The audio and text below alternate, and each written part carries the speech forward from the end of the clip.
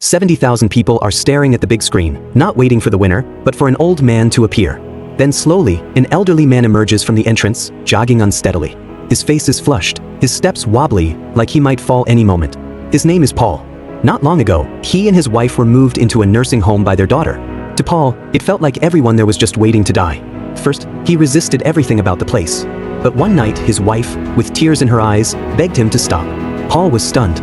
He realized she had lost all will to live. That night, he looked at an old photo of them by the bedside. He remembered, back in the day, he was a marathon runner and she was his coach. Together, they won gold in the marathon at the 1956 Olympics. Thinking back, an idea began to grow in Paul's heart. The next morning, as everyone prayed like usual, an old man in a tracksuit appeared in the garden. His sharp-eyed wife recognized him immediately. One day, a caregiver recognized the former Olympic champion, but just then, Paul collapsed on his usual running path. Everyone thought it was the end, but the next day, he was up again, training. He held his wife's hand and asked her to train with him, just like when they were young. Paul's real goal was to find a reason for both of them to keep living. After that, things felt almost like they used to. Paul even beat one of the caregivers in a race at the home. But just as he earned a chance to run the Berlin Marathon, his wife collapsed. Her cancer had returned, she never got back up. After she was gone, Paul's world fell apart. He would sit alone on a bench, lost in thought, sometimes imagining he could still see her. The nursing home staff had had enough. They tied him to his bed and injected him with sedatives, over and over. With the Berlin Marathon getting closer, Paul's old rivals in the home became his biggest fans. They decided to help him escape. On race day, the sun was shining over Berlin.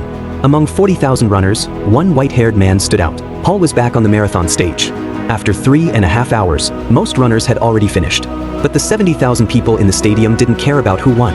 They were waiting for the 80-year-old man. Paul kept going, getting closer to the finish line. Walking through the tunnel into the stadium, he thought he heard his wife's voice.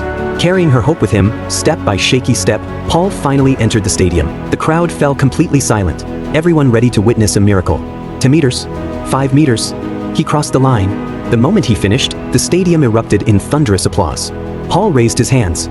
He had finally kept his promise to his wife. After that, life slowly returned to normal. In the nursing home, you could still see an old man in a tracksuit, running. Turns out, life is a lot like a marathon. If you just keep going, victory is waiting at the finish line.